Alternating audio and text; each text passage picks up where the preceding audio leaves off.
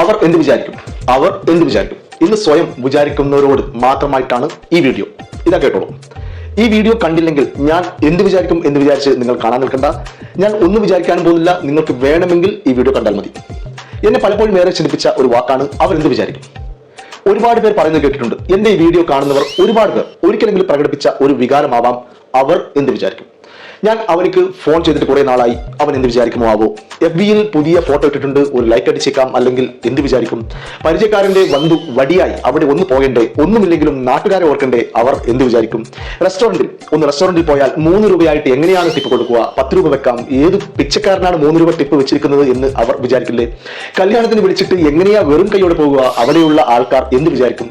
ഇനി 1ാം പിറന്നാളിന് വിളിച്ചതാണ്, എങ്ങനെയാണ് ഡ്രസ്സ് മാത്രം കൊടുക്കുക. കുട്ടിയെ കാണാൻ പോയ സമയത്ത് അവർ കൊടുത്തില്ലേ, അത് കൊടുത്തില്ലേ. പോരാത്തതിന് ബാക്കിയുള്ളവർ സ്വർണ്ണം കൊടുക്കുമ്പോൾ നമ്മൾ മാത്രം ഒരു തരി സ്വർണ്ണം പോലും ഇല്ലാതെ അവർ എന്ത് വിചാരിക്കും. 20 രൂപ റീചാർജ് ചെയ്ത് കൊടുക്കാനും പറഞ്ഞ, പക്ഷേ എങ്ങനെയാണ് 20 അവർ എന്ത് വിചാരിക്കും. എന്തെങ്കിലും ഒരു കറിയും ചോറും മതിയെന്നാണ് അവർ പറഞ്ഞത്, എന്നാലും വരും എന്നൊക്കെ കാലക്കുട്ടി വിളിച്ച് പറഞ്ഞ സ്ഥിതിക്ക് വെറും ഒരു കറിയുമായി അവരെന്ത് വിചാരിക്കും.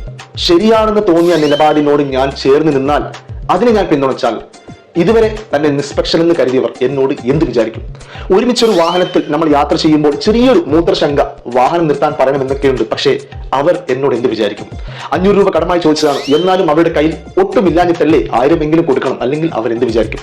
എന്റെ കുടുംബത്തിൽ അല്ലെങ്കിൽ എന്റെ നാട്ടുകാരൻ ഒരു വലിയ വാഹനം വാങ്ങി, ഇനി ഞാൻ ചെറിയ വാഹനം വാങ്ങിയാൽ ആൾക്കാർ എന്ത് വിചാരിക്കും. ഇവിടെ ഒരേ ഒരു ചോദ്യമാണ് എനിക്ക് ചോദിക്കാനുള്ളത്. ബാക്കിയുള്ളവർ എന്ത് വിചാരിക്കും എന്ന് എങ്ങനെ നമുക്ക് കൃത്യമായി പറയാൻ സാധിക്കും. അവർ പലതും വിചാരിച്ചോട്ടെ, അല്ലെങ്കിൽ വിചാരിക്കാതെ ഇരുന്നോട്ടെ, നാം ചെയ്യാനുള്ളത് നമ്മൾ ചെയ്യുക. ഓരോരുത്തരുടെയും വിചാരങ്ങൾ നോക്കി ജീവിക്കാൻ നിന്നാൽ അതെവിടെയും എത്തില്ല. ജീവിതത്തിൽ ചിലപ്പോഴെങ്കിലും മറ്റുള്ളവരെ ബോധ്യപ്പെടുത്തുവാൻ ചിലതെല്ലാം ചേർന്ന് വരാം, പക്ഷേ അത് അപൂർവം മാത്രമാകണം. അല്ലെങ്കിൽ ആരുടെയൊക്കെയോ ചിന്താഗതികളെ ഓർത്ത് നഷ്ടപ്പെടുത്തുന്നത് നമ്മുടെ സമാധാനവും സമയവും ഊർജ്ജവുമാണ്.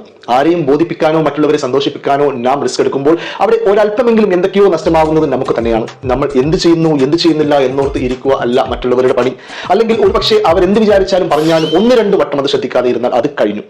ഒരുപാട് പേര് കണ്ടിട്ടുണ്ട്, ചുറ്റുമുള്ളവർ എന്ത് പറയും, അവരെന്ത് വിചാരിക്കും എന്നെല്ലാം ഓർത്ത് എന്തൊക്കെയോ കാട്ടിക്കൂട്ടുന്നവർ. ചുറ്റുമുള്ളവർ എന്ത് വിചാരിക്കും, എന്ത് പറയും എന്നൊക്കെ ആവശ്യത്തിൽ കൂടുതൽ ചിന്തിക്കാൻ തുടങ്ങിയാൽ നിരാശപ്പെടുവാൻ മാത്രമേ നമുക്ക് സമയം കാണൂ. ഒന്ന് ഓർക്കുക, ജീവിതം ജീവിക്കാനുള്ളതാണ്, ആരെയും ബോധ്യപ്പെടുത്താൻ ഉള്ളതാകരുത്. ഒരളവിൽ കൂടുതൽ മറ്റുള്ളവരുടെ ചിന്താഗതികളെ ഓർത്ത് നീങ്ങാൻ തുടങ്ങിയാൽ അത് അഭിനയമാകും. അപ്പോൾ ജീവിതത്തിൽ നമ്മൾ അഭിനയിക്കണോ അതോ ജീവിക്കണോ, നിങ്ങൾക്ക് തന്നെ തീരുമാനിക്കാം. അത് നിങ്ങളുടെ സ്വാതന്ത്ര്യമാണ്. ഒന്നും ഞാൻ പറയാം, ഞാനൊന്നും വിചാരിക്കില്ല.